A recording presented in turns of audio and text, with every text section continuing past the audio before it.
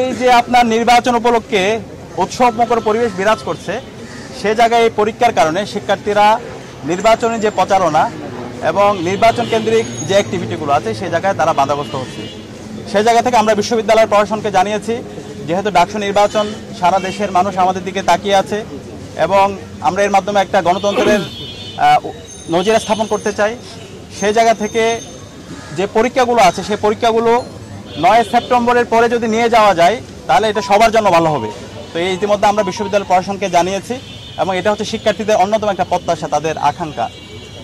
এর পাশাপাশি আমরা দেখতে পাচ্ছি আমরা বিশ্ববিদ্যালয়ের শিক্ষার্থীদের উচ্ছ্বাস, কিন্তু আমরা যারা প্রার্থীরা আছি, প্রার্থীরা আমাদের আইডিয়াগুলো শিক্ষার্থীদের কাছে পেশ না করে বরং কাদা ছোড়াছুড়ি করতে, বিভিন্ন ধরনের আচরণবিধি লঙ্ঘন করতে, আমরা সবাইকে দায়িত্বশীল আচরণ করার জন্য অনুরোধ করছি।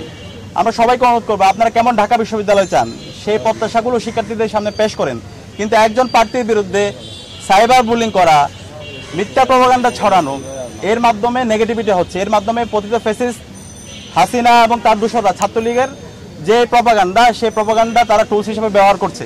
তো সে জায়গা থেকে আমাদের সবাইকে আমি দায়িত্বশীল আচরণ করার জন্য অনুরোধ করব।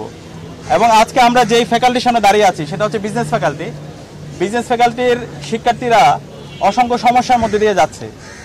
আজকে এই যে এখানে লাইব্রেরি আছে, ই লাইব্রেরি, সেই ই লাইব্রেরি 2023 সাল থেকে বন্ধ আছে।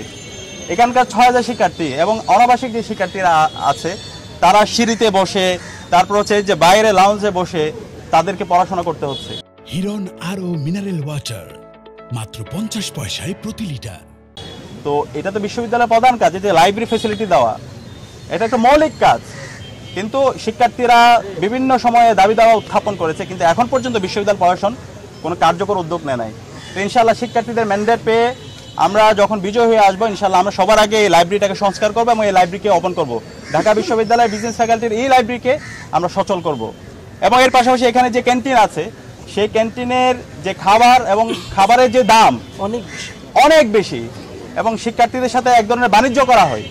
তো এই ধরনের বাণিজ্য আমরা বন্ধ করবো। এখানে ভর্তুকি দিতে হবে এবং এটা শিক্ষার্থীদের সুলভ মূল্যে ক্যান্টিনের খাবারের মান নিশ্চিত করতে হবে।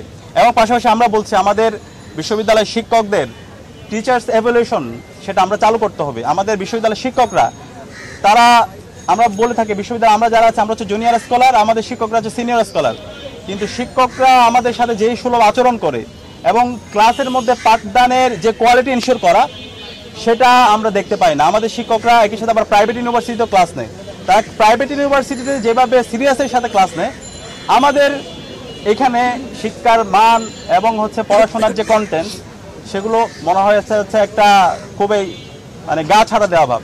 তো সেই জায়গা থেকে আমাদের যে ইশতেহার সেই প্রস্তাবনা অবশ্যই থাকবে। এখানে অবশ্যই শিক্ষক মূল্যায়নের জন্য ছাত্ররা যেন মূল্যায়ন করতে পারে, টিচার্স এভ্যালুয়েশন সেই সিস্টেমটা আমরা চালু করব।